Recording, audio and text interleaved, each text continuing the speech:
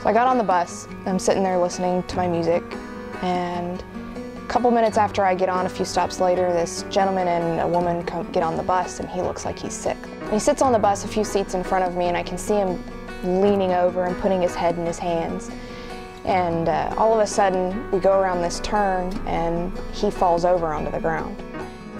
He's not being responsive, he's not talking to her, and he doesn't appear to be breathing, and she's like, "Somebody help him." And I stand up and say, "Well, I know CPR, do you want me to see if I can help?" And she says, "Yes, yes, do CPR." I go over to the man, and he's laying in the aisleway in the middle of the bus, and I put my cheek next to his mouth, and I can't feel any breathing on my face. Put my fingers on his neck to feel if he has a pulse, and I can't feel a pulse, and I immediately told everybody, "Okay, I need to do CPR. He's not breathing, he doesn't have a pulse." So I unzipped his jacket, felt to make sure that he didn't have a pacemaker or anything like that on his chest.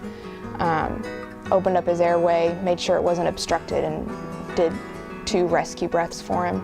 Made sure the breaths went in and started doing compressions.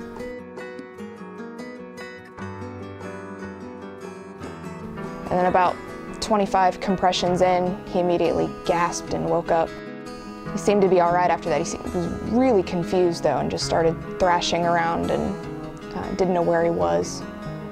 About 10-15 minutes later, the emergency team showed up, took him to the hospital.